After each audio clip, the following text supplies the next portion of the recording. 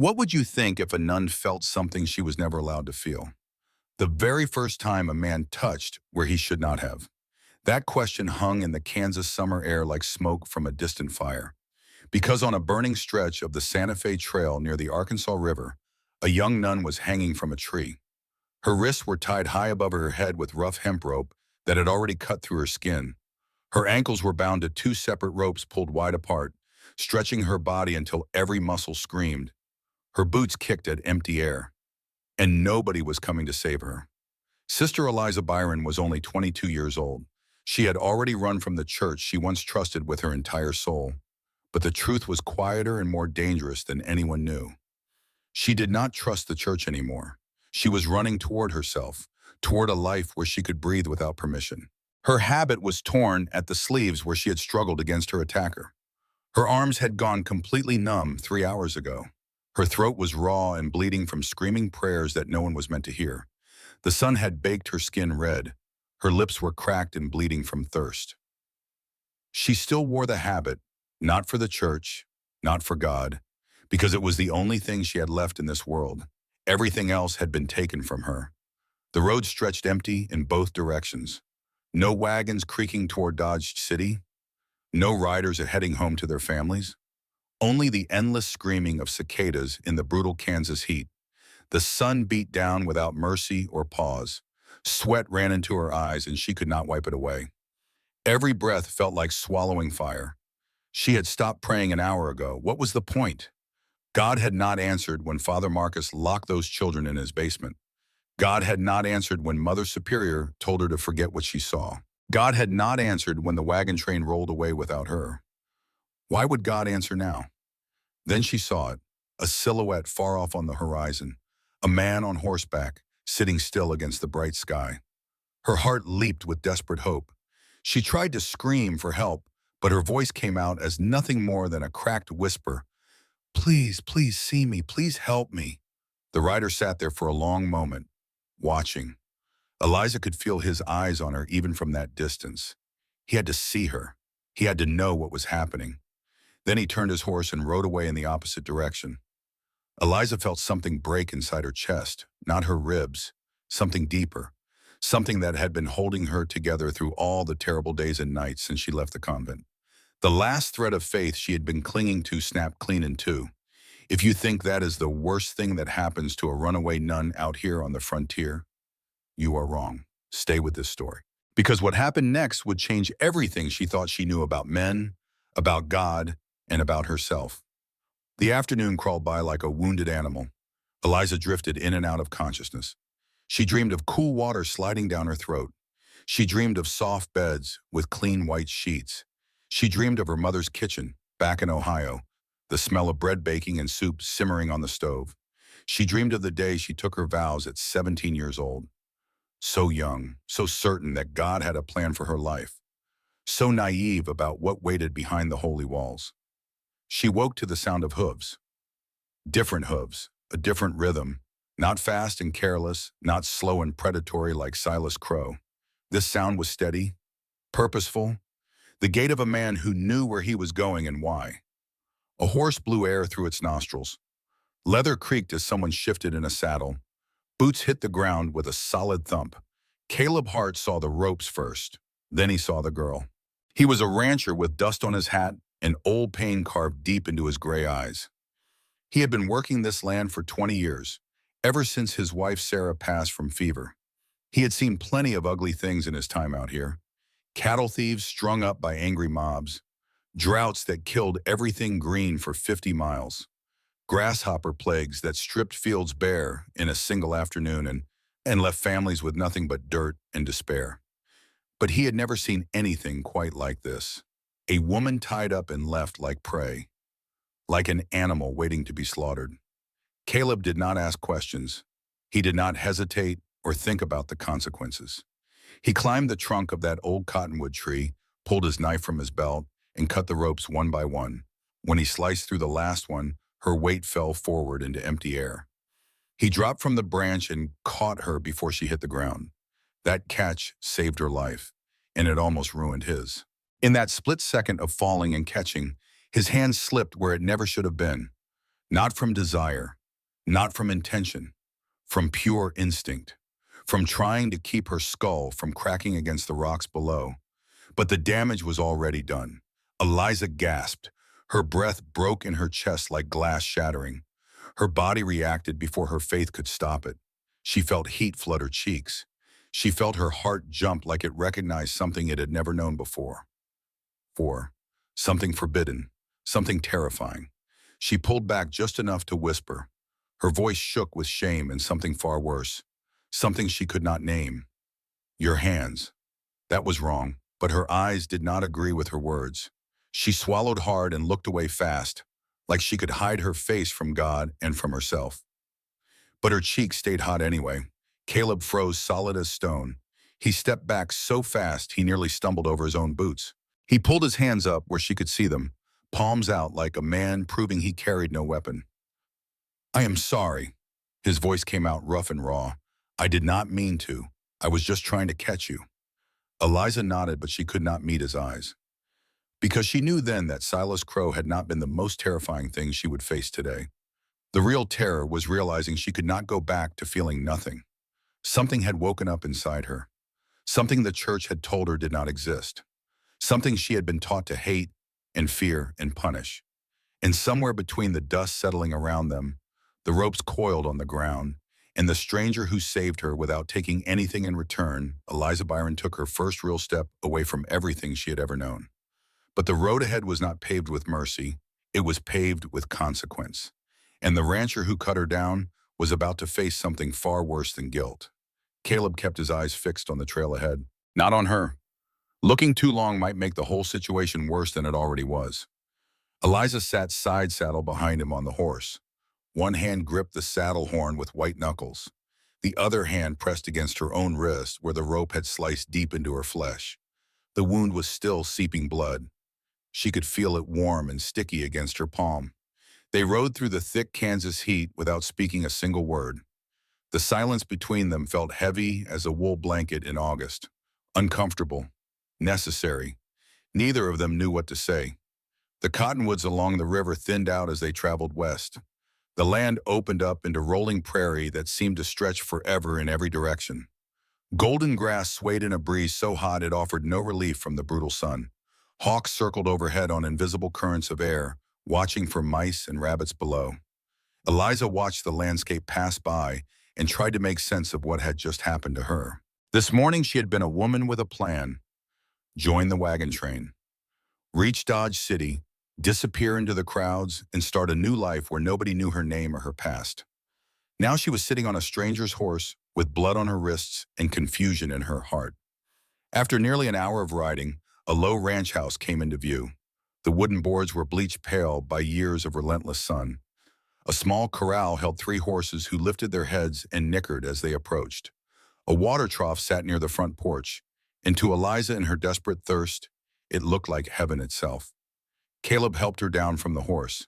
He was careful to touch only her elbow and her hand. Nothing more. Nothing that could be misunderstood. He kept his movements slow and deliberate, like a man gentling a spooked mare who might bolt at any sudden motion. He handed her a tin cup filled with cool water from the trough. Drink slow. You passed out on me once, already on the ride over. I do not feel like carrying you twice in one day. It was the first thing that almost made her smile. The water tasted better than anything she had ever drunk in her life. She wanted to gulp it down in one long swallow, but she forced herself to sip slowly, like he said. Her stomach was too empty for anything else. Inside, the ranch house smelled like coffee and leather and horses. No fancy decorations on the walls, no delicate curtains on the windows, no church hush demanding silence and reverence. Just real life lived by real hands. Wooden floors worn smooth by 20 years of boots. A kitchen table with 3 chairs, though only one showed the wear of regular use. A fireplace with cold ashes from last winter. Windows that let in generous amounts of afternoon light, making the whole room glow golden. Caleb found a clean rag from a kitchen drawer. He poured water over it from a ceramic pitcher and held it out to her. Show me your wrists. Eliza held them out without argument. She was too tired to protest, too grateful to refuse help. The rope burns were ugly, raw red skin in some places where the hemp had rubbed away the outer layers, dried blood crusted brown in others. The wounds would leave scars. She would carry the marks of this day for the rest of her life. Caleb wrapped her wrists gently with the wet cloth. He tied the makeshift bandages the way a man ties a gate latch, firm but careful, secure but not too tight. His hands were rough with calluses, but his touch was surprisingly gentle. "You got a name?" he asked while he worked. Then he added, "Besides sister, Eliza. Just Eliza. Liza." He repeated it like he was trying it on for seeing how it felt in his mouth, testing whether it suited her. Then he cleared his throat awkwardly. "About what happened back there. Under the tree, when I caught you. I did not mean to touch you like that. It was an accident, I know." She said it too fast, too quick, like she was trying to convince herself as much as him. She sat at his kitchen table and stared at her bandaged hands like they belonged to somebody else, like she was watching a stranger's life unfold from very far away. Caleb put a plate in front of her. Beans and bread, nothing holy about it, just simple food cooked by simple hands. "Eat," he said. "You need your strength." Eliza took a bite and felt her throat tighten with unexpected emotion. Not because the food tasted bad. It tasted wonderful, actually. Simple and real and honest. Her throat tightened because nobody had told her she could simply eat without earning it first. Without morning prayers and evening prayers and prayers before every meal. Without proving she deserved the nourishment. Without penance for sins she was never quite sure she had committed. When she finally spoke, the words came out messy and broken like water through a cracked dam. She told him about the church outside Wichita where she had spent the last 5 years. She told him she did not leave because she stopped believing in God. She left because she could not breathe in there anymore. The walls were closing in. The rules were strangling her. The hypocrisy was poisoning everything good. She said there were things she saw behind those holy walls, things people pretended not to see. Cruelty dressed up as discipline. Greed dressed up as charity. Whispers in dark hallways that made her skin a crawl with fear for the children in their care. And she was not built for pretending. Then she stopped talking and watched his hands resting on the table. She was still deciding if she could trust this stranger who had cut her down from a tree without asking for anything in return. Caleb listened without interrupting. His weathered face stayed still throughout her story, not cold or judgmental, just patient. When she finished speaking, he nodded once and asked his next question. "How did you end up on that trail?" "Alone?" Eliza swallowed the last of her bread. "I joined a wagon train heading toward Dodge City. 23 people in 6 wagons. I thought I could disappear among them. Become just another traveler heading west to start fresh." She paused. Her voice went flat with remembered fear. "We camped near the Arkansas River 3 days ago.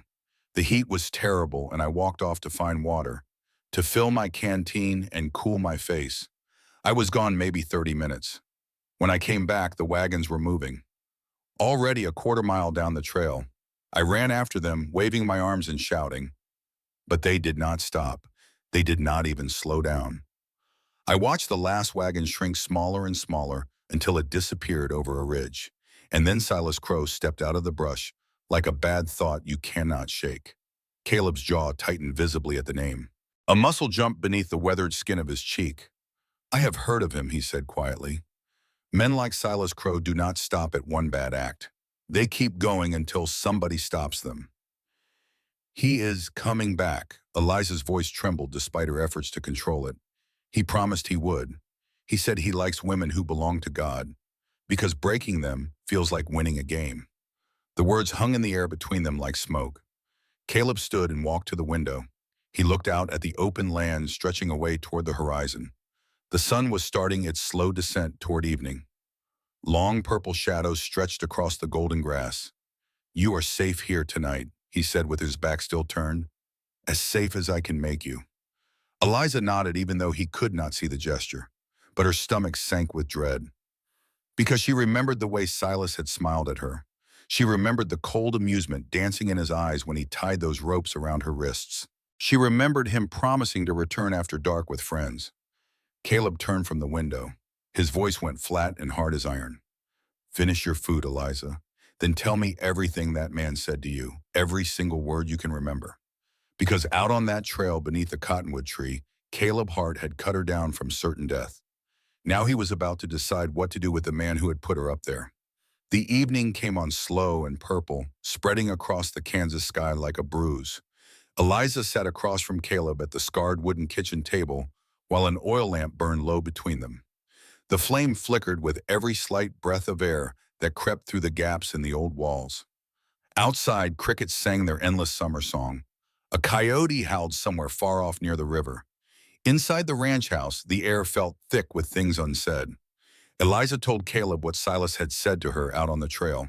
She told him everything she could remember, even the parts that made her voice shake with shame and fear. Not because she was weak, because she was bone-tired of being scared all the time. She described the way Silas smiled at her first, that easy, friendly smile of a man who meant no harm, like he was just another traveler passing through. He rode up on his black horse and tipped his hat like a gentleman, asked if she needed help finding the wagon train, offered her water from his own canteen. He seemed kind for those first few minutes, almost charming. Then he noticed her habit, the black dress and white wimple that marked her as a bride of Christ. His whole demeanor changed in an instant, like shutters slamming closed over a window. Something dark and hungry moved behind his eyes. He stopped being a man and became a predator. He did not just want my money, Eliza said.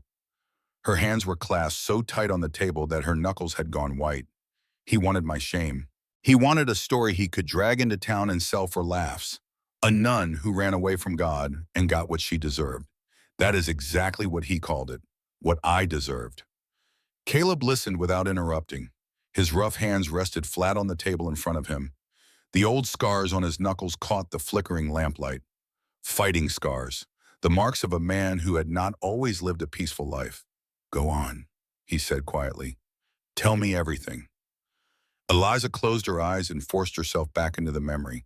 She could still see the rope coiled in his hands like a sleeping snake. She could still smell the whiskey on his breath when he leaned close to her face. She could still feel the rough hemp biting into her skin as he yanked her arms above her head. He tied me up while I was too stunned to fight back, she said.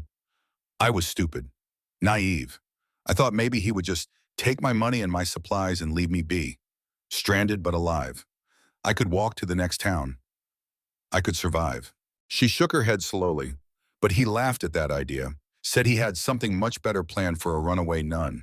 He said he would come back after sundown with some friends from town, said they would teach me what happens to women who think they can run away from their proper place in the world. Caleb's jaw tightened so hard she could see the muscles jumping beneath his weathered skin. His gray eyes had gone cold as winter ice.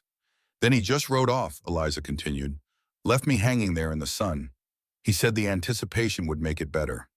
She spat the word like it was poison on her tongue. For him. The anticipation would make it better for him. The lamp flickered again. Neither of them moved to adjust it. The shadows danced on the walls like restless ghosts. How long were you up there before I found you, Caleb asked. I do not know exactly. Hours. The sun was high overhead when he left me, almost noon. You found me when it was starting to go down, so maybe 5 hours. Maybe 6. She looked at her bandaged wrists. The pain had faded to a dull, persistent throb that pulsed with her heartbeat. But the memory of helplessness cut deeper than any rope ever could, deeper than her skin, down into her soul. A rider came by, she said softly. Before you, a man on a brown horse with a white blaze on its face. He stopped on that ridge to the east. He saw me hanging there. I know he saw me because he stared for the longest time. Her voice cracked. Then he turned around and rode away. He left me there to die. Caleb's expression darkened with disgust. People are cowards, most of them. They see trouble and they ride the other direction because they do not want to get involved, do not want to risk their own safety for a stranger. It is easier to pretend you did not see anything. Is that what you are? Eliza asked, looking up to meet his eyes. A coward who rides away? Caleb shook his head slowly. No, I am not. He stood up from the table and walked to the window again. His boots creaked on the old wooden floor. Outside, the prairie had gone fully dark now. A blanket of stars was beginning to spread across the deep blue sky. The moon was rising orange over the eastern horizon. I lost my wife to fever 10 years back, he said with his back to her. Her name was Sarah.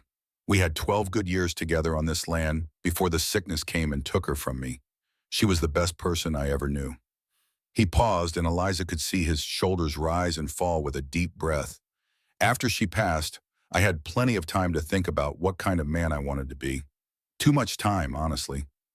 I watched good folks look the other way when bad things happened right in front of them. Neighbors who saw trouble and pretended they did not. Church people who preached charity on Sunday and practiced cruelty the other 6 days. He turned to face her. The lamplight carved deep shadows in his weathered face. I told myself that would not be me. I decided if I ever had a chance to make a difference for someone, I would take it, no matter what it cost me personally. He walked back to the table and sat down across from her again. I am not doing this because I think I am some kind of hero, Caleb said. I am doing it because I am tired. Bone deep tired of watching men like Silas Crow hurt people and get away with it. Tired of seeing the wicked prosper while the innocent suffer. Eliza felt something loosen in her chest, a knot she had been carrying for months, maybe years, a tight ball of fear and distrust that had wound itself around her heart. Why did you really leave the church? Caleb asked. The full truth this time. I can tell there is more to the story than what you told me before. Eliza was quiet for a long moment. The lamp crackled softly on the table between them. Moths bumped against the window glass, drawn by the light. There was a priest at the church in Wichita, she said finally. Father Marcus. He was well respected by everyone in the congregation. People loved him. They thought he was practically a saint. He gave beautiful sermons about mercy and grace and the love of God for all his children. Her voice hardened like steel cooling in water. And he had a room in the basement of the rectory, a locked room where he took children who misbehaved. For discipline, he called it, for correction. Caleb's face had gone to stone.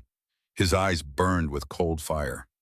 I found out what really happened in that room, Eliza continued. What he did to those children when the door was locked and nobody could hear them scream. Things that no child should ever experience. Things that would give you nightmares if I described them. She clenched her bandaged hands into fists. I went to Mother Superior, told her everything I had learned, showed her the bruises I had seen on those children, begged her to do something, to stop him, to protect the innocent. What did she say?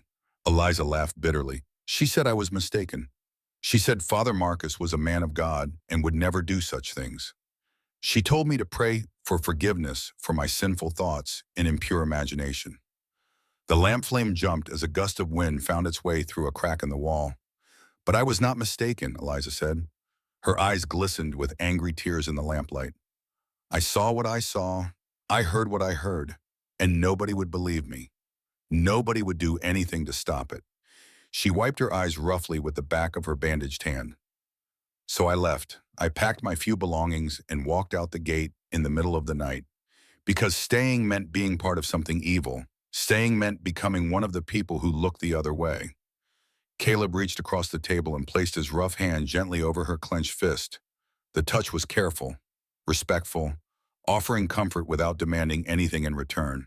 You did the right thing, he said quietly. The only thing you could do. Did I? Eliza's voice cracked. Those children are still there. Father Marcus is still there. Nothing changed except that I ran away. Caleb shook his head. Something changed. You changed. And maybe that is where everything has to start. One person decides they will not pretend anymore. One person decides the truth matters more than comfort or safety. He squeezed her hand gently. You were brave, Eliza. Braver than most people ever managed to be in their whole lives. Eliza wiped her eyes again. The tears kept coming despite her best efforts to stop them. You really believe that? That one person can make a difference? Caleb nodded slowly. I have to believe it. Otherwise, what is the point of any of this? They sat in silence for a while after that. The lamp burned lower as the oil slowly depleted. The night pressed against the windows like a living thing trying to get inside. Somewhere out in the darkness, a coyote howled again, lonely and wild. Finally, Caleb stood and stretched his back with an audible crack. You should get some rest. Take the bedroom. I will sleep out here in the chair. Eliza hesitated. I cannot take your bed from you. You have already done so much. You can and you will. Caleb's voice was firm but kind. I have slept in far worse places than a wooden chair. Trust me on that. She noticed that he kept his boots on when he settled into the chair by the front door. His rifle leaned against the wall within easy reach of his right hand. He pulled his hat down over his eyes like he was planning to sleep. But Eliza knew better. He was not planning to sleep at all. He was planning to stay awake and keep watch through the night. He was expecting trouble. Thank you, she whispered from the doorway to the bedroom. For everything. Caleb's voice came from beneath the brim of his hat. Do not thank me yet. Morning is still a long way off. Eliza lay on the bed in the small bedroom fully dressed. Her hands were folded over her stomach like she still belonged to the church. Like she was still Sister Eliza waiting for the morning bell to call her to prayers. But her mind did not belong to the church anymore. It had not belonged to the church for a long time. Her thoughts kept circling back to the moment under the cottonwood tree. The sudden heat flooding her cheeks when Caleb caught her. The way her heart had jumped in her chest like it recognized something forbidden and wanted more. She had taken vows of chastity at 17 years old, a child making promises she did not truly understand. She had never known a man's touch except in violence and punishment. The brothers at the orphanage where she grew up before the convent had heavy hands and quick tempers. They believed that sparing the rod spoiled the child. They did not spare the rod. The older sisters who trained her at the convent believed that suffering built character, that denying the body's needs purified the soul, that any pleasure was a pathway to sin and damnation. But Caleb's touch had been different from anything she had experienced before, even though it was accidental, even though it lasted only a split second. His hands were rough with decades of hard work, but his instinct was gentle. He caught her to save her from injury, not to hurt her, not to punish her, not to take anything from her. That difference meant everything. She stared at the ceiling in the darkness of the unfamiliar room. The wood was old and weathered with gaps between the boards. Moonlight crept through a space in the curtains and painted silver lines across the rough plastered walls. From the other room, she heard Caleb shift in his chair. The wooden legs creaked against the floor as he adjusted his position. He was still awake, keeping watch, protecting her even though she was a stranger who had stumbled into his life only hours ago. Why would he do that? What did he expect to gain? The questions circled in her mind like vultures over carrion. Just before she finally drifted into an uneasy sleep, she heard Caleb speak softly, his voice barely louder than a whisper, not directed at her exactly, more like he was talking to the darkness itself, to the night pressing against the windows. Come on, Silas, make your mistake. And that was when Eliza realized something that scared her even more than Silas Crow and his promised friends. Caleb was not just protecting her from danger. He was actively waiting for a fight. He wanted Silas to come back. He wanted the confrontation. The thought should have terrified her. Instead, it made her feel something unexpected. Safe. She slept badly despite her exhaustion. Dreams tangled together like yarn in a kitten's paws. Father Marcus with his cold smile and his keys to the basement room. Silas Crow with his rope and his promises of what would happen after dark. The faceless rider on the brown horse who saw her suffering and turned away. Her mother's voice drifted through the nightmares from long ago, before the orphanage, before everything went wrong. Be good, Eliza. Be quiet. Never make trouble. Good girls do not ask questions. In her dreams, she ran through an endless field of golden wheat. Something was chasing her. She could hear it breathing behind her, getting closer with every stride. Its shadow fell over her even though she could not see it. No matter how fast her legs pumped, she could not escape. The wheat wrapped around her ankles like hands trying to drag her down. She woke with a gasp to the sound of hooves. The moon had traveled halfway across the star-scattered sky. The ranch house was silent except for the soft creak of the wind pushing against the old walls. But outside, unmistakably, a horse was approaching. The hoofbeats stayed slow and deliberate. Whoever was out there wanted to be heard. They were announcing their presence, declaring their intentions.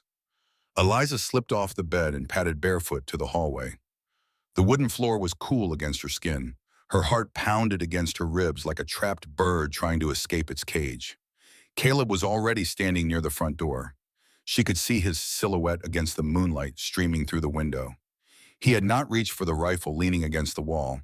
Instead, he reached for his hat and settled it firmly on his head. That simple gesture told Eliza everything she needed to know about what was coming.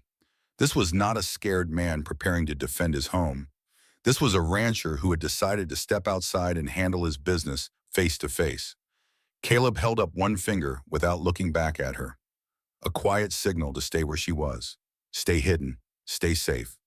But Eliza had spent too many years obeying people who did not deserve her obedience. People who used her compliance to hurt others. She was done following orders, so she stayed close to the hallway, close enough to hear every word that was about to be spoken. Caleb pulled open the front door and the night air poured into the ranch house, warm and dusty, carrying the muddy smell of the Arkansas River from miles away. Moonlight laid silver on the fence rails of the corral. The horses inside shifted nervously, sensing the tension crackling through the darkness. And there he was. Silas Crow sat on his black horse just beyond the fence like he had all the time in the world. A revolver hung low on his right hip in a worn leather holster. His hand rested near it with the casual ease of long practice. Like reaching for that gun was as natural as breathing. Behind him, past the fence line, a second horse stood in the deep shadows. Rider or no rider, it was impossible to tell in the uncertain darkness. Maybe Silas had brought a friend after all. Maybe the friend was watching, waiting to see what happened before committing. Silas tipped his hat with a grin that did not come anywhere close to reaching his cold eyes. Evening, Hart. Nice night for a visit. Caleb's voice stayed calm and level. That depends entirely on why you are here. Silas clicked his tongue against his teeth like he was scolding a stubborn mule. I lost something today, something that belongs to me. His thumb brushed the worn leather near his revolver, not drawing the weapon, just reminding Caleb that it existed, that it could be in his hand in less than a heartbeat. Caleb did not blink, did not flinch, did not show any sign of fear. Try looking under the cottonwood tree where you left her hanging. That seems like a good place to start your search. Silas chuckled low in his throat. The sound was soft and ugly, like gravel scraping over bone. Now that is exactly the problem, is it not? I do not like losing things that belong to me. Makes me look weak. And when a man looks weak out here, people start getting ideas. His eyes slid past Caleb, searching the shadows of the doorway. Looking for Eliza, hunting for her like a wolf searching for a wounded rabbit. Then his grin widened until it showed his teeth. Funny thing about Dodge City, he said conversationally. Folks there love a good story. Give them something juicy to gossip about, and they will chew on it for months. He leaned forward in his saddle. And I have got a real juicy story brewing. Caleb stayed perfectly still. What kind of story would that be? A man alone with a young nun way out here on the riverland. No witnesses, no chaperones, just the two of you all night long. Silas laughed again, that ugly scraping sound. People will talk, Hart. You know they will. And talk turns mean real fast in a small town. A man's reputation can get ruined. A woman's reputation can get destroyed entirely, especially a holy woman who was supposed to be pure as driven snow. Eliza felt her stomach twist with sudden nausea.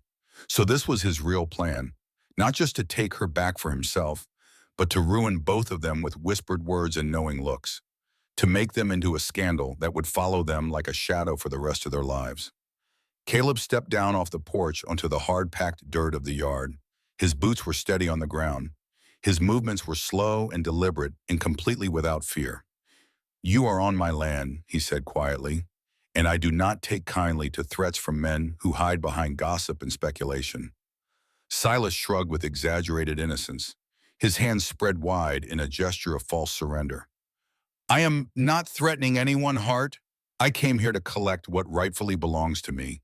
So go ahead and shoot me if you think I am wrong. He opened his arms even wider. Make me the victim.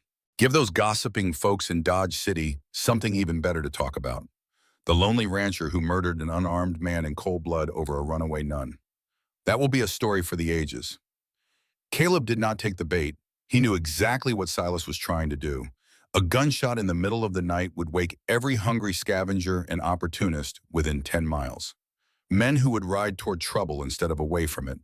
Men who would ask questions and make demands and take sides.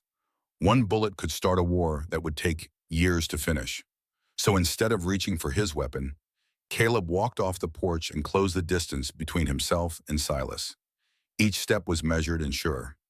His hands hung loose at his sides, empty and unthreatening. But his eyes were anything but unthreatening. His gray eyes had gone cold and hard as granite. Silas's horse shifted nervously beneath him. The animal could sense the change in the atmosphere. Something violent was brewing, something that could not be avoided.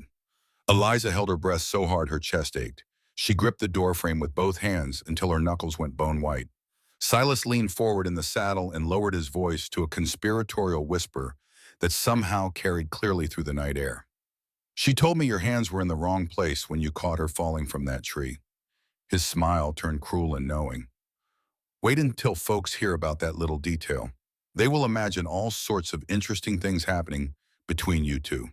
A holy woman who fled her vows, a lonely widower with no wife to warm his bed. The stories will practically write themselves." Caleb stopped walking. He stood about 6 feet from Silas's horse, close enough to see the man's eyes gleaming in the moonlight. "Put your hand on that gun," he said quietly, "and you will never pull it again." Silas grinned like he did not believe the threat for even a second, like he thought Caleb was bluffing, like he had heard tough talk from farmers and ranchers 100 times before and it never meant anything. That was his mistake. Caleb moved before Silas could react. One hard explosive step forward, then another, closing the distance between himself and the mounted man in less than a heartbeat. He did not go for the rifle on the porch. He did not reach for any weapon at all. Instead, he grabbed a fistful of the black horse's bridle with his left hand and yanked downward with every ounce of strength in his rancher's body. The startled animal screamed in protest and reared up on its hind legs, front hooves pawing at the air. Silas clutched desperately for the saddle horn to keep from being thrown. His hand scrabbled for purchase on the smooth leather. For one frozen moment, he managed to hold on, but Caleb was already reaching up with his right hand. He grabbed Silas by the belt buckle and the collar of his shirt simultaneously and pulled with 20 years of muscle built by wrestling stubborn cattle and digging fence post holes in rocky Kansas soil. Silas came off the horse sideways. His elbow cracked against the top fence rail as he fell, a sound like a dry branch breaking. His hand clawed for the revolver at his hip, but the angle was all wrong. His fingers brushed the grip but could not close around it. Then he hit the ground. Hard. A cloud of dust exploded around him. The black horse bolted toward the corral, trailing its leather reins behind it. Behind the fence, that mysterious second horse spooked at the sudden violence and galloped away into the darkness. Its empty saddle bounced on its back as it disappeared. So Silas had come alone after all, or his friend had thought better of getting involved at the last moment. The night went absolutely quiet for half a second. Like even the crickets and the coyotes wanted to see what would happen next. Caleb stood over the fallen man. He was breathing steady and controlled despite the exertion. Not angry loud with shouting and cursing, just angry in a cold and focused way. The kind of anger that has been building for years. The kind that comes from watching too many bullies get away with too many crimes against innocent people. Silas tried to laugh, but it came out as a wet cough. Dirt and dust smeared across his face. Blood trickled from his nose where it had bounced off the hard-packed ground. "You think this makes you some kind of hero?" he snarled. Caleb shook his head slowly. "No, it just makes me tired. Bone-deep tired of men who can only feel big by making others feel small. Men who hurt people weaker than themselves because they are too cowardly to pick on someone their own size." Silas rolled onto his side and reached for something at his belt. Not the revolver this time. Something smaller and easier to conceal. A folding knife with a 4-inch blade that snapped open with a practiced flick of his wrist. But Caleb was faster. He had been expecting a hidden weapon. Men like Silas always had a backup plan.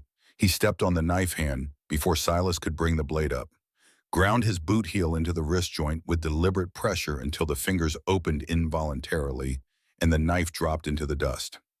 Then he kicked the weapon away into the darkness beyond the fence. Caleb bent down and pulled the revolver from Silas's holster. He spun the cylinder with the practiced ease of a man who understood firearms. Checked the loads. 5 rounds in the chambers, 1 empty for safety. Smart, but not smart enough. He slipped the gun into his own belt.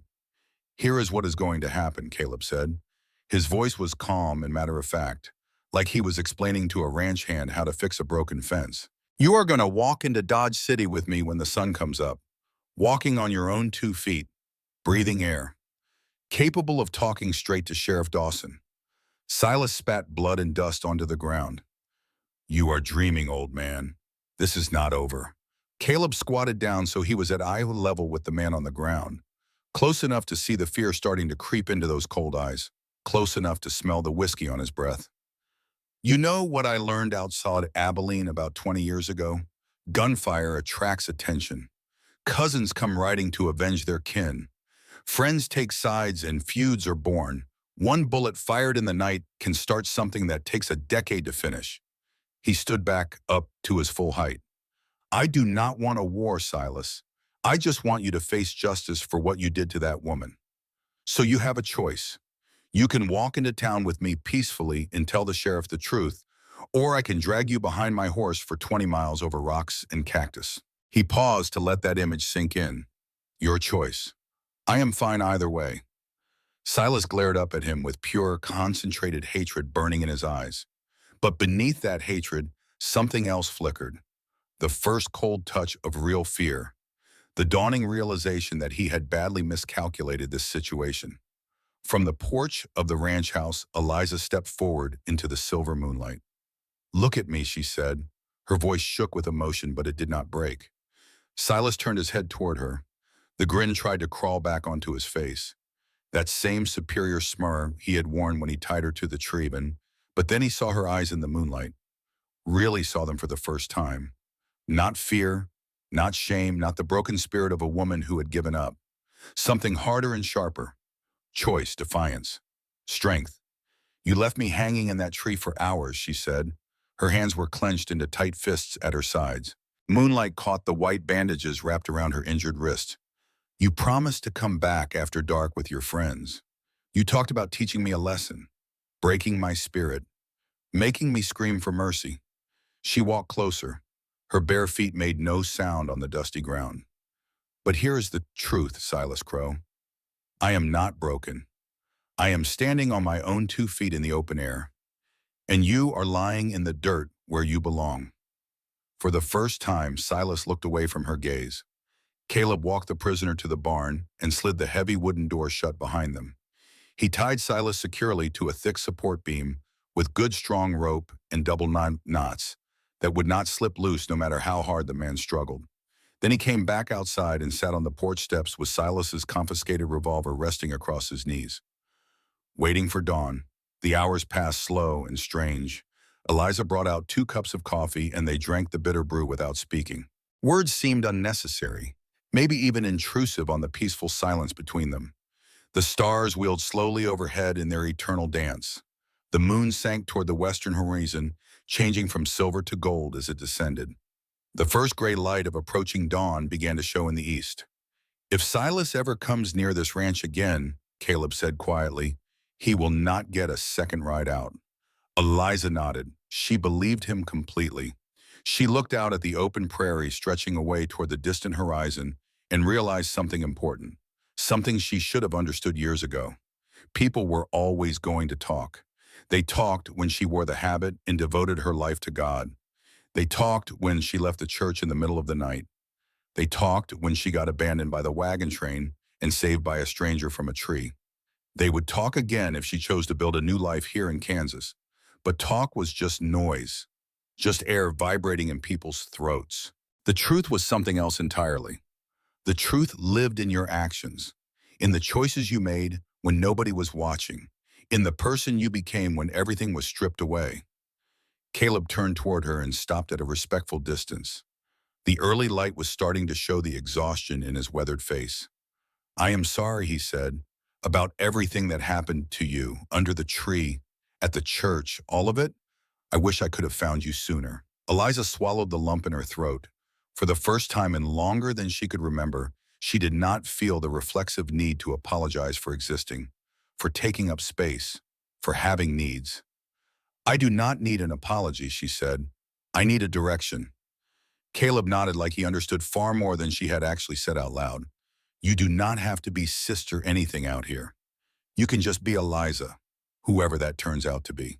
That night on the porch of a stranger's ranch with cold coffee in her hands and the stars fading overhead, Eliza felt something fundamental shift inside her chest.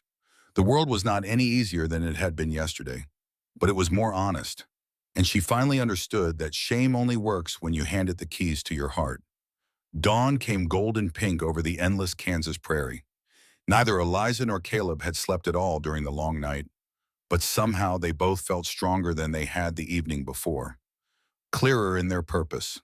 Resolved, Caleb brought 3 horses out from the small barn, a sturdy brown mare for himself, a gentle gray gelding for Eliza, and a bad-tempered roan for the prisoner who would not need a cooperative mount.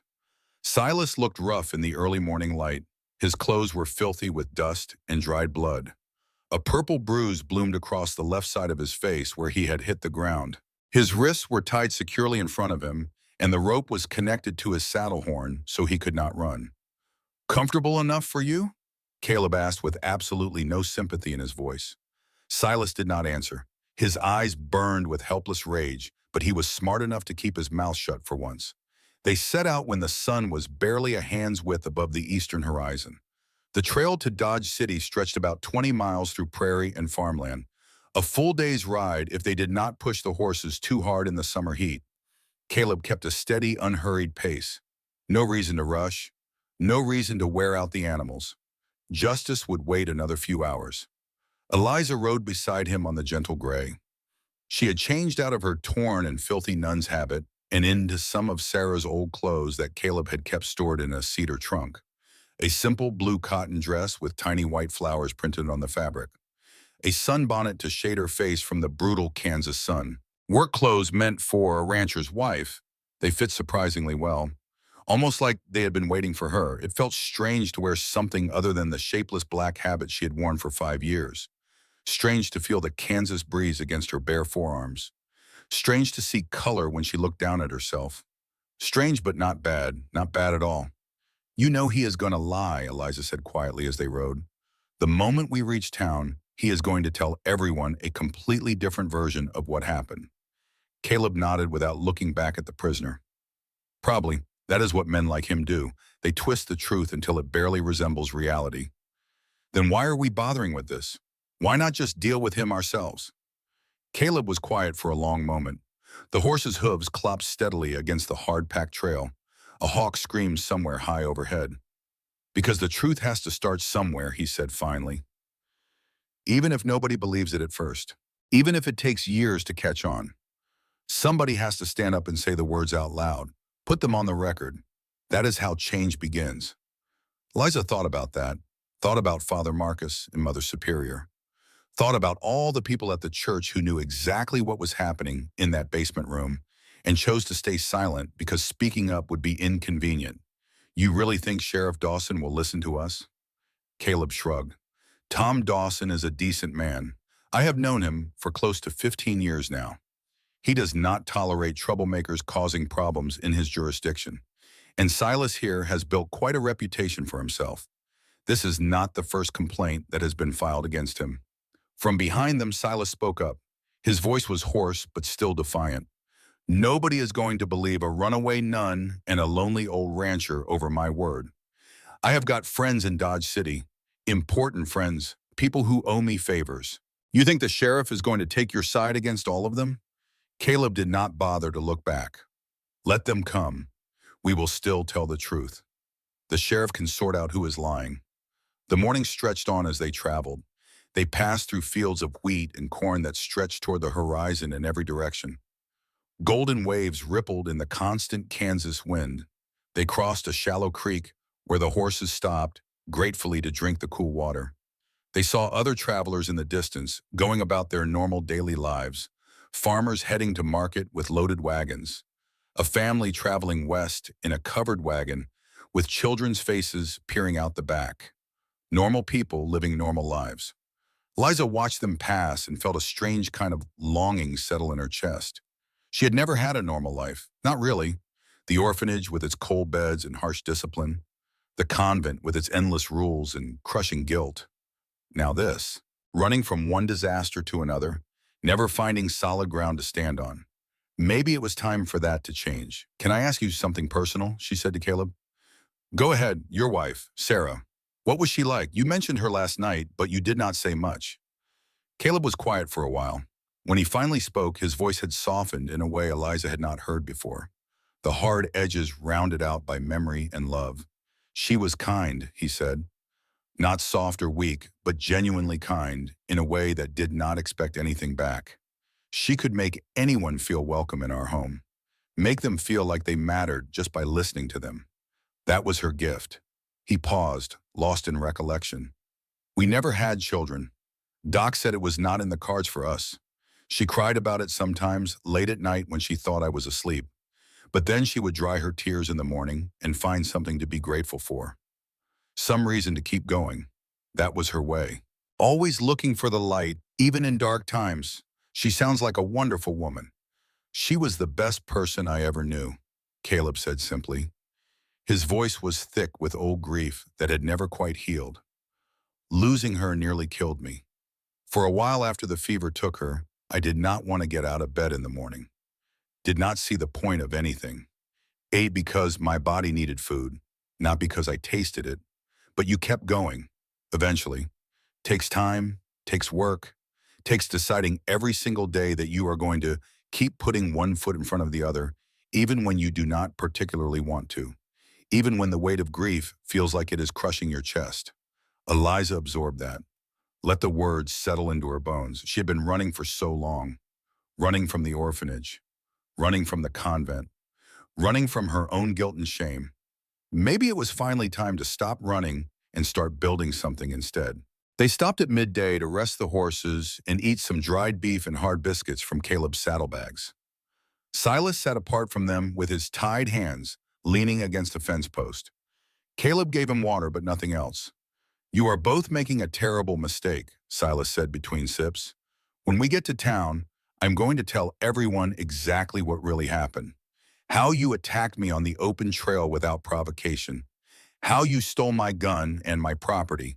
How you kidnapped me and dragged me here against my will.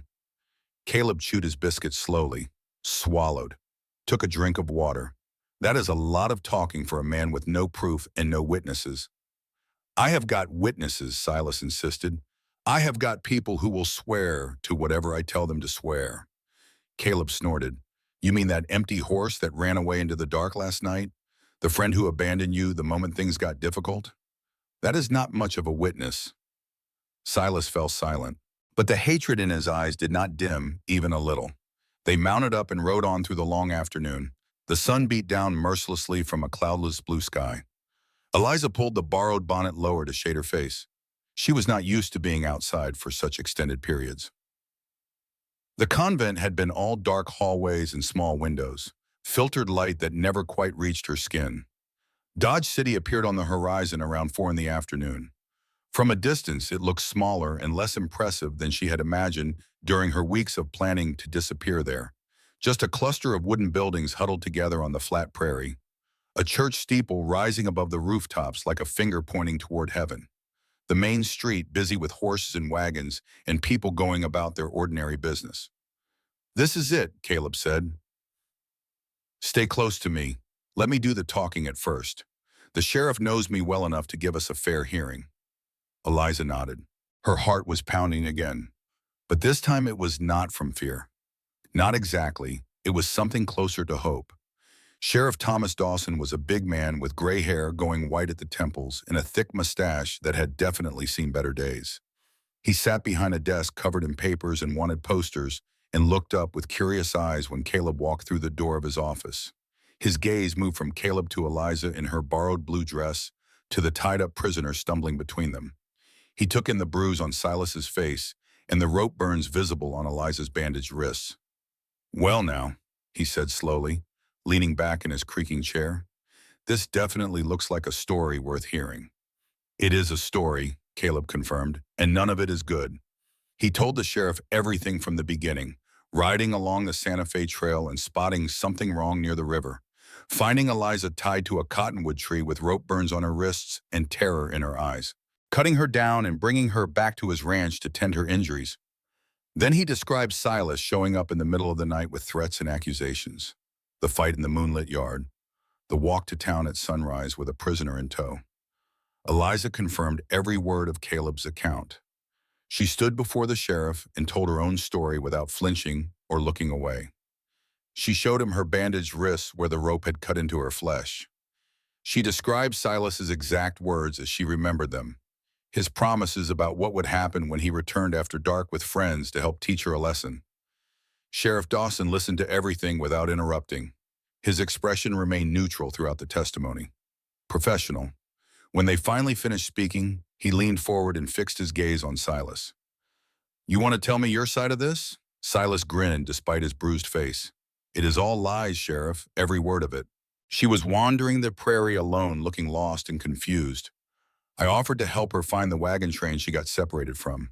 Next thing I know, she is screaming in accusations, and this old man is attacking me without any provocation. I defended myself is all." "And the ropes?" Caleb asked calmly. "How exactly did she manage to tie herself to that tree, with her hands bound above her head?" Silas hesitated. The grin flickered. That was the hole in his story, and he clearly knew it. Sheriff Dawson pushed himself up from behind his desk. Standing, he was even more imposing than sitting. Nearly 6.5 feet tall, with broad shoulders that had not softened much despite his advancing years. "Silas Crow," he said formally, "you have been causing trouble in my jurisdiction for going on 2 years now. Complaints from farmers out west about missing cattle, a widow woman in Garden City who claims you threatened to burn down her barn if she did not pay you protection money. A traveling salesman who swore you robbed him on the trail outside of town." He walked slowly around the desk, his boots heavy on the wooden floor. "Nobody could ever prove anything solid against you. You were always too slick. Always had an alibi ready. Always had somebody willing to lie for you." He stopped directly in front of the prisoner, close enough to smell the fierce sweat under the bravado. "But this time I have got a witness who can identify you. I have got rope burns that match her story, and I have got Caleb Hart vouching for every word she says." He leaned in closer. "You know what Caleb's word is worth in this town, Silas? More than yours. A whole lot more than yours."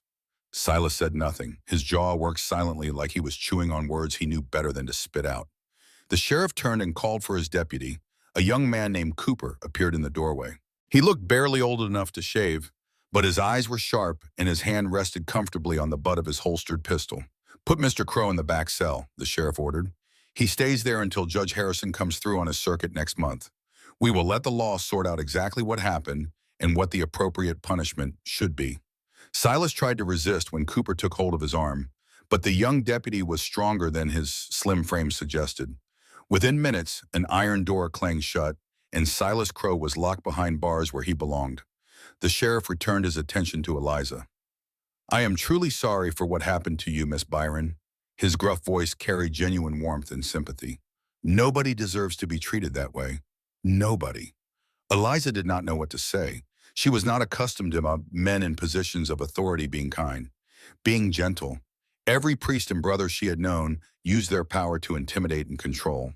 "Thank you, Sheriff," she managed finally, "for believing me." He nodded once. "Justice does not work if we only believe people who are convenient to believe. Now you are welcome to stay in town for as long as you need. There is a boarding house on 2nd Street run by a woman named Martha Collins. She is good people, honest and fair. Tell her I sent you and she will set you up with a clean room." Caleb spoke up. "She can stay at my place for as long as she needs to figure out her next step. I have got a spare room that is not being used." The sheriff raised one eyebrow, but did not comment on the arrangement. "Your choice entirely," he said to Eliza. Either way, you are safe now. Silas Crow is not going anywhere except in front of a judge. And I will make absolutely certain of that." They left the sheriff's office as the sun was beginning its descent toward the western horizon. The sky was turning spectacular shades of orange and pink and gold. People walked past them on the wooden sidewalks, glancing with curiosity at the strangers but not stopping to ask questions. Some of them clearly recognized Caleb. A few nodded or tipped their hats in greeting. One older woman stopped to ask after his health and whether he needed anything from town. "You seem to be well known around here," Eliza observed after the woman had moved on. "Been ranching this land for 20 years, Caleb said with a shrug. "You make friends over that much time. Make a few enemies, too, I suppose. That is just how life goes out here." They walked toward the general store at the end of the main street. Caleb said he needed to pick up some supplies before the long ride back to the ranch. Eliza followed him inside and found herself staring in amazement at shelves packed full of things she had not seen in years. Jars of colorful hard candy, bolts of printed fabric in every shade imaginable, books with leather covers and gold lettering on the spines, tools and pots and pans and everything a person could need to build a life. A woman behind the counter smiled warmly at her. "New in town, dear?" "Just passing through," Eliza said automatically. Then she paused and reconsidered. "Actually, I am not entirely sure yet what I am doing." The woman nodded like that was the most natural and sensible thing in the world to admit. "Well, whenever you do figure it out, we will be right here waiting. My name is Clara. Welcome to Dodge City." Eliza felt something warm and unfamiliar bloom in her chest. It took her several moments to recognize the feeling. Belonging. She was starting to belong somewhere. They stayed in Dodge City that night rather than riding back to the ranch in the dark. Martha Collins had a room available at her boarding house on 2nd Street, and she insisted that Eliza take it. No charge for the first week. Any friend of Caleb Hart's was a friend of hers. The room was small but spotlessly clean. A single bed with a colorful patchwork quilt made by hand. A ceramic wash basin filled with fresh water. A window that looked out over the main street where she could watch the town settling into evening. Eliza stood by that window for a long time as darkness fell, watching normal people living normal lives. Families heading home after long days of work. Couples walking arm in arm toward the restaurant on the corner. Children being called inside by their mothers as the street lamps were lit. She had never had any of that. Never experienced the simple pleasures that other people took for granted. Someone knocked softly on her door. "It is Caleb. Just checking to make sure you are settled in all right." She opened the door. He stood in the narrow hallway with his hat in his hands, looking awkward and out of place in the feminine surroundings. "Martha treating you well?" he asked. "She has been wonderful. Everyone here has been wonderful, actually.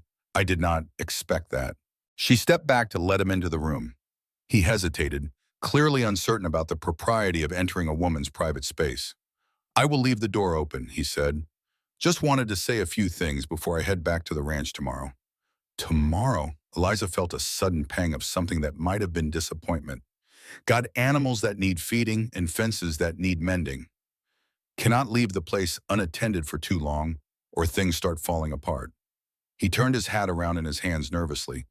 "But I wanted you to know the offer still stands." "What offer? If you need a place to stay while you figure out your next step, what you want to do with your life, where you want to go," he shrugged. "No expectations attached, no strings, just a spare room that is sitting empty and honest work if you want it." Eliza studied his face carefully, looking for the lie hidden beneath the surface, looking for the angle, looking for what he really wanted from her in exchange. She found nothing but weathered sincerity. "Why?" she asked softly. "Why would you do all this for a complete stranger? Someone you just met yesterday under terrible circumstances?" Caleb was quiet for a moment, gathering his thoughts. "Because Sarah would have," he said finally. "She never could turn away from someone who needed help. It was not in her nature. And because the world needs more people willing to lend a hand without expecting something back. And because I have got more space than I need and more time than I know what to do with. And because you have been through things that nobody should have to face alone." He put his hat back on. "Think about it overnight. No pressure either way. You can let me know in the morning what you decide." He turned to leave, but Eliza stopped him with a word. "Caleb." He looked back at her. "Thank you," she said. The words felt inadequate for everything she wanted to express. Not just for today, for everything. For cutting me down from that tree. For believing my story without question. For fighting for me against Silas. For not being like all the other men I have known. Caleb smiled. It was a small expression, but it transformed his entire weathered face. Made him look younger, softer, less burdened by the weight of the years. You are the one who did the hard part, he said. You survived.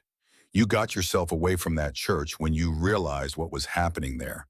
You stood up to Silas and looked him in the eye without flinching. All I did was happen to be riding along the right trail at the right time. That is not true, and you know it. He shrugged philosophically. Maybe not. Get some sleep, Eliza. You have earned it. Tomorrow is a brand new day. He walked away down the hallway. His boots made solid sounds on the wooden floorboards. She watched until he disappeared around the corner. Eliza closed the door and leaned against it heavily. Her mind was racing. She had a choice to make now.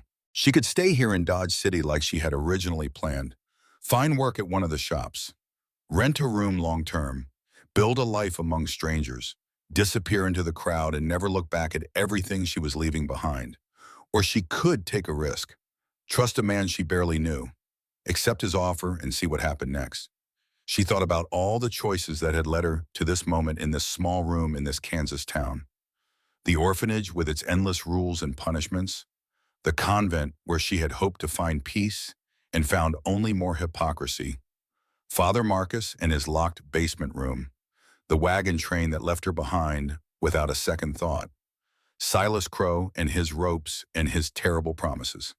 And then Caleb, cutting her down from the tree without hesitation, bandaging her wounds with gentle hands, fighting for her in the moonlight without asking for anything in return. Maybe that was how life worked. Maybe you had to go through all the terrible things before you could recognize the good ones. Maybe the pain was what taught you to appreciate the kindness. She got into bed and pulled the patchwork quilt up to her chin.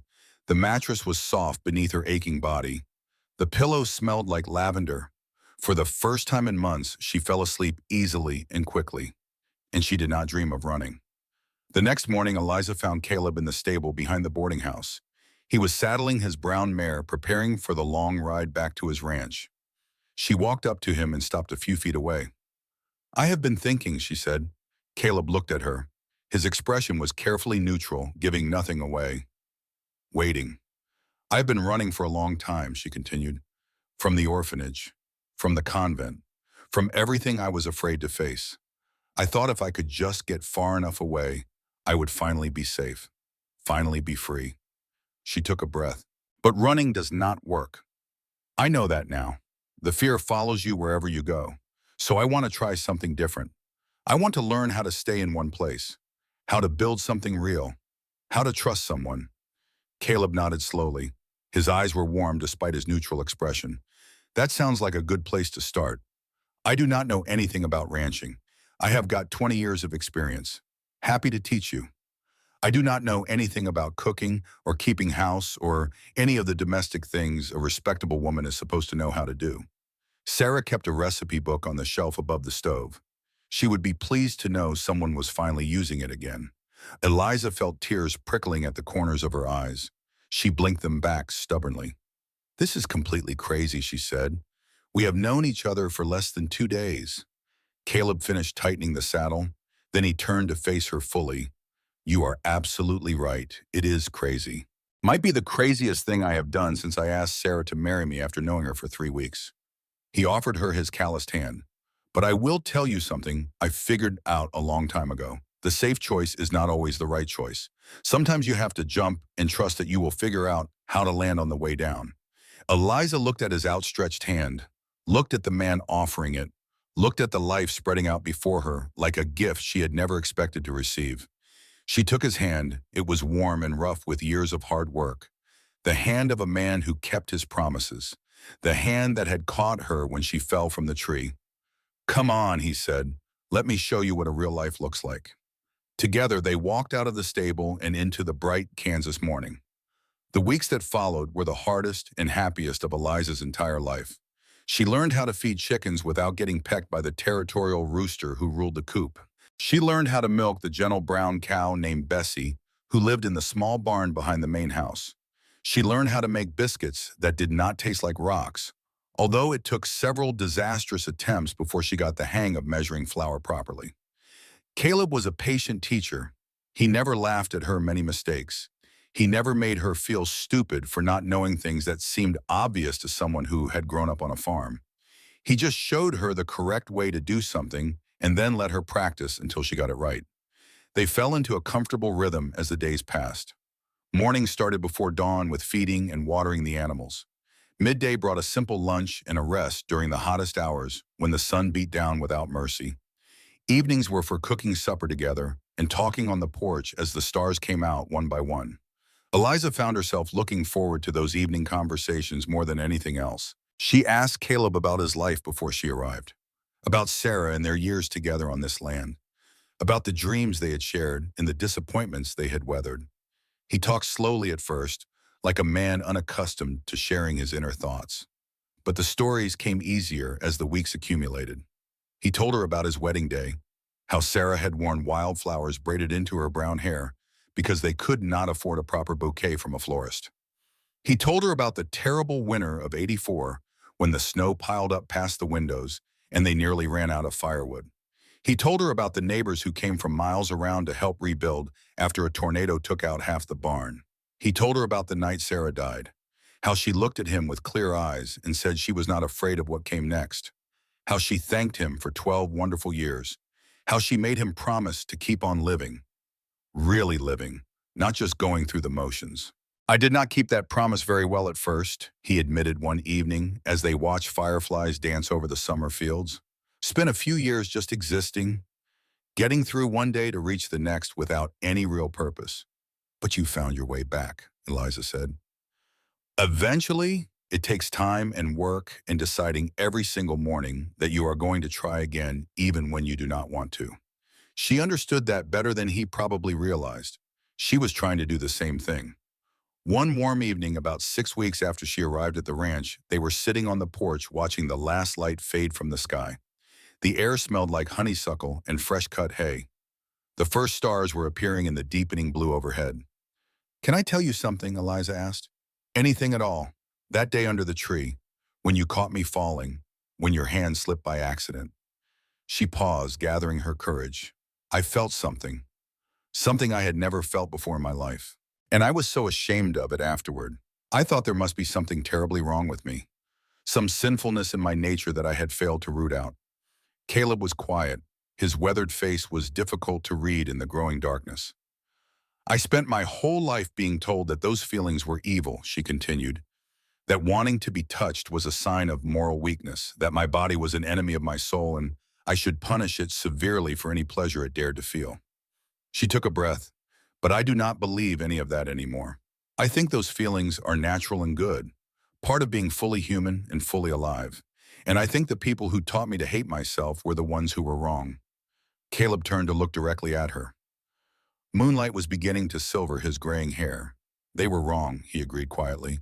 "About that, and probably about a lot of other things too. I know that now." She met his eyes steadily. "And I am not ashamed anymore. Of myself or my body or the things I feel." They sat in comfortable silence for a while after that. The fireflies kept dancing their mysterious patterns over the dark fields. An owl hooted somewhere near the river.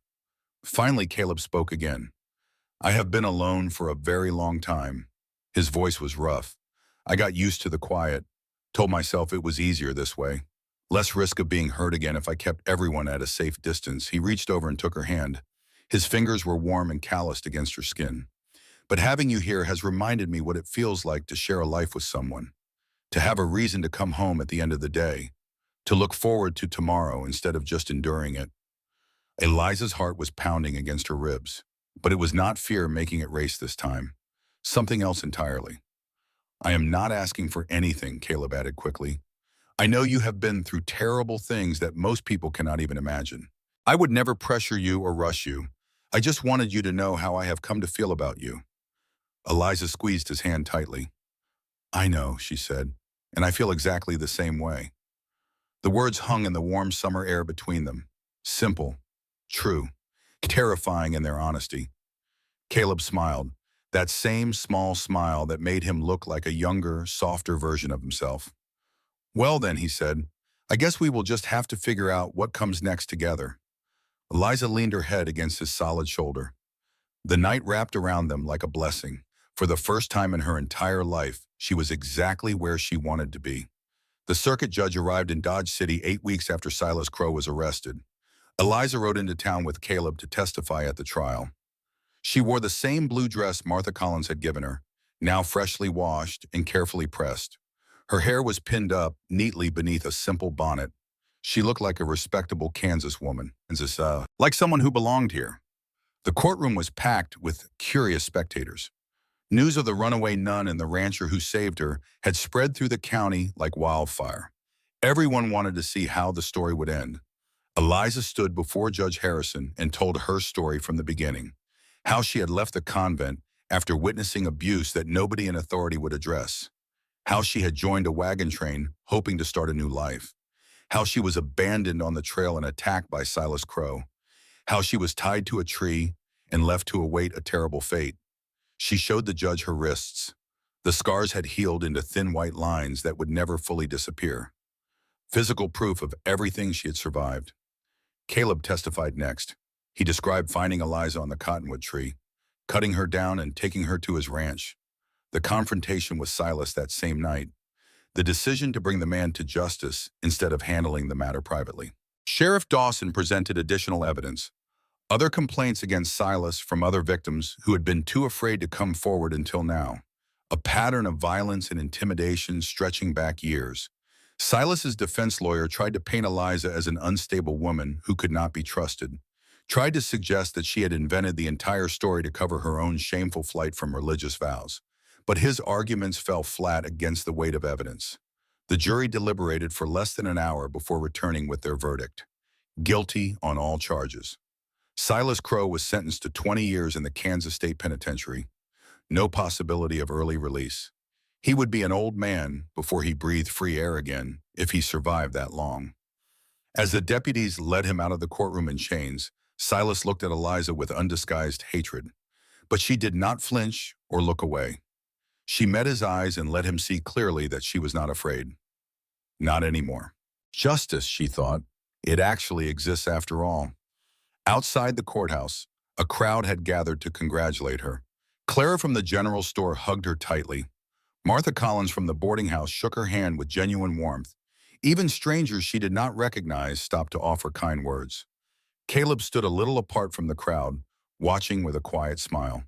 When the well-wishers finally dispersed, he walked over and took her hand. "How do you feel?" he asked. Eliza thought about the question carefully before answering. "Light," she said at last. "Like I have been carrying a heavy weight on my shoulders for years, and someone finally helped me set it down. That is how healing starts, one burden at a time." They walked back to the stable where their horses were waiting. The afternoon sun was warm and golden on their faces. Children played in the dusty street. Dogs barked at passing wagons. Life went on all around them, ordinary and beautiful. "What happens now?" Eliza asked. "Now we go home." Home. The word felt different in her mouth than it ever had before. Fuller, more real, like it finally meant something true. They mounted their horses and rode out of Dodge City as the sun began its slow descent toward the western horizon. The prairie stretched before them in endless waves of gold and green. Hawks circled overhead on invisible currents of warm air. A wind came up from the south, carrying the sweet scent of wildflowers and distant rain. Halfway back to the ranch, Caleb pulled his horse to a stop. Eliza stopped beside him, puzzled. "What is it?" He reached into his saddlebag and pulled out a small wooden box. It was hand-carved with a pattern of simple flowers worn smooth by years of handling. "This belonged to Sarah," he said. "She kept her mother's wedding ring in it. When she passed away, I put the ring back in the box and told myself I would never look at it again." Eliza's breath caught in her throat. "But I have been thinking about it a lot lately, about what Sarah would want me to do, how she would feel about me moving forward with my life." He opened the box carefully. Inside, nestled on a piece of faded velvet, was a simple gold band. It caught the afternoon sunlight and glowed like it contained its own inner fire. "I know she would have liked you," Caleb continued. "She had a way of seeing the good in people. And there is so much good in you, Eliza. So much strength and courage and kindness." He held out the ring. "I am not asking you to forget everything you have been through. The pain does not just disappear because we want it to. And I am not asking you to be someone you are not. I am just asking if maybe you might want to build a new life. With me.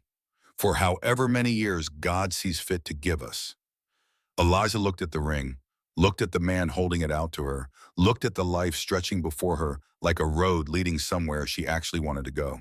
She thought about this tree where she had nearly died alone and forgotten, the church that had tried to break her spirit with shame and silence, the wagon train that had left her behind without a second glance, all the terrible things that had happened to her over 22 years. And then she thought about all the good things that had happened since: Caleb's hands cutting the ropes, his patience teaching her to cook and care for animals, his stories about Sarah, his quiet, steady kindness every single day. She reached out and took the ring from the box. "Yes," she said. Her voice was steady and clear. 1,000 times yes. Caleb's face lit up with a smile bigger and brighter than any she had seen before. He dismounted quickly and helped her down from her horse. And right there in the middle of the Kansas prairie, with the wind blowing through the tall grass and the hawks circling overhead, he kissed her. It was not like the accidental touch under the tree. This was chosen, wanted, given freely and received with joy. When they finally pulled apart, Eliza was crying. But they were good tears, the kind that wash away the old pain and make room for new happiness. They rode the rest of the way home side by side, their horses walking close enough that their stirrups nearly touched. The ranch looked different when they arrived, not because anything physical had changed, but because Eliza was seeing it with new eyes, not as a temporary refuge from danger, not as a stopping point on the way to somewhere else, as home, her home, their home. They stood on the porch together and watched the sun set in spectacular shades of orange and pink and gold. The colors painted the sky like a masterpiece too beautiful to be captured by any artist. "What do you think Sarah would say," Eliza asked softly, "if she could see us right now?" Caleb thought about it for a long moment. "She would say, 'It is about time,'" he answered. "About time you stopped being lonely. About time you let someone love you again." Eliza laughed, a real laugh, full and free and joyful. The kind of laugh she had not made in years, maybe ever, because she finally understood something that had taken her entire life to learn. Shame only has power when you give it the keys to your heart, but love has power when you give it a chance to grow. She had given love a chance, and it had given her everything she never knew she needed.